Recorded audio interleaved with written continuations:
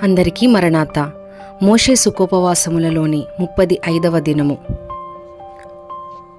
అంశము నిర్గమకాండము 1 నుండి 20 అధ్యాయములు. సారాంశము. ప్రార్థన. తండ్రి, ఈ నిర్గమకాండమును మా నిర్గమము కొరకై ఏర్పాటు చేసినావు, వందనములు. మేమును నీ పిల్లల వలె ఈ లోకములో యాత్రికులమై ఉన్నాము గనుక వారి ప్రయాణమును మా రాకడ ప్రయాణమునకు ముంగుర్తుగా ఉంచినావు. నీకు స్తోత్రములు. మా ప్రయాణమునకు మమ్మును సిద్ధపరచుటకు నీ పిల్లల ప్రయాణ గ్రంథము వివరించుము. యేసు నామమున వందించుచున్నాము. ఆమేన్. మొదటి అధ్యాయము. యోసేపును అతని అన్నదమ్ములను చనిపోయిరి. క్రొత్త ఫరో వచ్చెను. హెబ్రీయులు విస్తరించుచున్నందున వారికి ఎక్కువ శ్రమలు కలిగెను. షిఫ్రా, పూయా అను హెబ్రీ మంత్రసానులు హెబ్రీల మగపిల్లలను నదిలో పారవేయుటకు ఆజ్ఞాపింపబడెను. 2వ అధ్యాయము. మోషే జన్మము, రాజకుమార్తె పెంచుట, 2 ఇశ్రాయేలీయుల కలహము, మోషే మిద్యాను వచ్చివేయుట, మోషే వివాహము చేసుకొనగా కుమారుడు కలుగుట, ఐగుప్తీయులు పెట్టిన శ్రమలను గూర్చి మొర్రపెట్టగానే దేవుడు వినుట, దేవుడు ఇశ్రాయేలీయుల యందు లక్ష్యముంచుట. 3వ అధ్యాయము. పొదలో మోషేకు దేవునికి జరిగిన సంభాషణ. 4వ అధ్యాయము. కర్ర, చేయి అద్భుతములు చూపించుట. మోషే తన మామ అయిన యిత్రో యొద్ద సెలవు తీసుకుని వెళ్ళుట. దారిలో కుమారునికి సున్నతి చేయుట, అహరోనును కలుసుకొని అద్భుతములు వినిపించుట, పెద్దలందరితో చెప్పుట. అప్పుడు మోషే అహరోనులు ప్రజల యొద్దకు వెళ్ళుట. అహరోను పొద చరిత్ర చెప్పెను. అద్భుతములు చేయగా చూచి ప్రజలు నమ్మిరి. 5వ అధ్యాయము. మోషే అహరోనులు ఫరోను చూచి సంగతులు చెప్పి ప్రజలను వెళ్ళనీయుడనెను. అతడు ఒప్పక ప్రజలకు ఎక్కువ పని చెప్పెను. గడ్డి ఇయ్యబడలేదు. గడ్డికి మారుగా కొయ్యకాలు కూర్చుటకు ఐగుప్తు అంతా ప్రజలు చెదరిపోయిరి. గడ్డి లేదనియు నాయకులు కొట్టుచున్నారనియు ఫరోకు చెప్పుట. ప్రజలు దారిలో మోషేకు చెప్పుట. ప్రజలు మోషే మీద విసుగుకొనిరి, కాని మోషే దేవుని ప్రార్థించెను. 6వ అధ్యాయము. దేవుని బలవంతము చేత అతడు పోనిచ్చును. దాసత్వములో నుండి విడిపింతునని ప్రజలతో దేవుడు చెప్పుట. మోషే మాట వారు వినకపోవుట.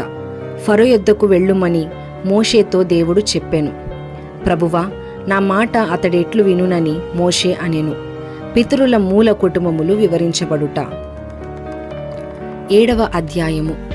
దేవుడు మోషేతో, నీవు ఫరోకు దేవుడవు, అహరోనుకు ప్రవక్త అని చెప్పుట.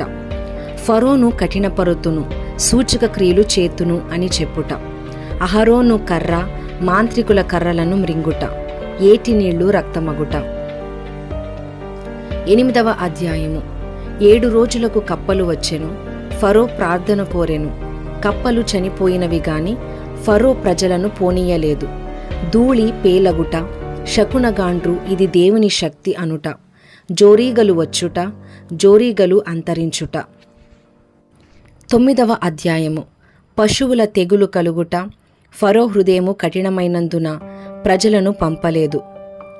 ఆవపు బుగ్గితో దద్దురులను పుట్టించుట, ప్రజలను పోనీయకుండుట. వడగండ్లు, పిడుగుల బాధతో ఫరో ప్రజలను పోనీయలేదు. 10వ అధ్యాయము.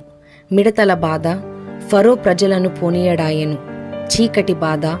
ఫరో మోషేతో, నా ముఖము చూచు దినమున మరణమౌదువనెను. నేను నీ ముఖము చూడనని మోషే అనెను. 11వ అధ్యాయము. ప్రథమ పుత్రుని మరణ ప్రవచనము.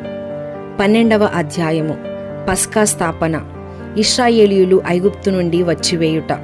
430 సంవత్సరములు బానిసత్వము నుండి విడిపించబడుట. 13వ అధ్యాయము. తొలిచూలివి యెహోవావైయున్నవి. ఇశ్రాయేలీయులు యుద్ధ సన్నద్ధులై సుక్కోతు, ఏతాము వచ్చిరి. మేఘస్తంభము. 14వ అధ్యాయము. ఫరో వారిని తరుమగా నేను మహిమపరుచుకొందునని దేవుడు చెప్పెను. నేను మీ పక్షముగా యుద్ధము చేయుదునని దేవుడు చెప్పెను. సాగిపోవుడని ప్రభువు చెప్పెను. ఐగుప్తీయుల హృదయములను కఠినపరచుదును. ఐగుప్తీయులు నీటిలో నశించిరి. ఇశ్రాయేలీయుల విశ్వాసము వృద్ధి ఆయెను. మొదటి సణుగు 11వ వచనములో ఉన్నది. 15వ అధ్యాయము. మోషే కట్టిన జయకీర్తన.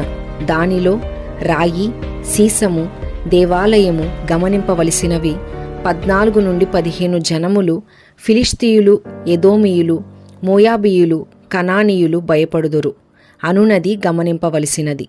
ఐగుప్తీయులు సముద్రములో నశించిరి. మిరియాము మరియు తన స్నేహితులు పాట పాడిరి. షూరు అరణ్యములో 3 దినములు ప్రయాణము, నీళ్లు లేవు అక్కడ 2వ సణుగు. మార, చేదు నీళ్లు, దైవిక స్వస్థత, వాగ్దానము, ఏలీము, నీటి బుగ్గలు. 16వ అధ్యాయము. సీను అరణ్యమునకు వచ్చిరి. 3వ సణుగు, ఆహారము లేదని. మన్నా వాగ్దానము, యెహోవా మహిమ మేఘములో వారికి కనబడెను. 7వ వచనము. మన్నా ఉండదు, రాబోవు తరములు చూచుటకు మన్నాను దాచుట. 17వ అధ్యాయము. రెఫీదీములో నీళ్లు దొరకలేదు, ప్రజలు సణిగిరి. మస్సా, మెరీబా బండలోని జలము. రెఫీదీములో అమాలేకీయులు ఇశ్రాయేలీయులతో యుద్ధము. కొండ మీద మోషే, అహరోను. హూరు కొండ క్రింద యెహోషువ సైన్యము. యెహోవా నిస్సి ధ్వజము. 18వ అధ్యాయము. యిత్రో మోషే యొద్దకు వచ్చుట. మోషే యిత్రోకు యావత్తు చరిత్ర వినిపించుట. ఇశ్రాయేలీయుల విషయము. యిత్రో బలులు అర్పించుట. యిత్రో పెద్దలను ఏర్పాటు చేయించుట. యిత్రో స్వస్థానమునకు వెళ్ళుట. 19వ అధ్యాయము.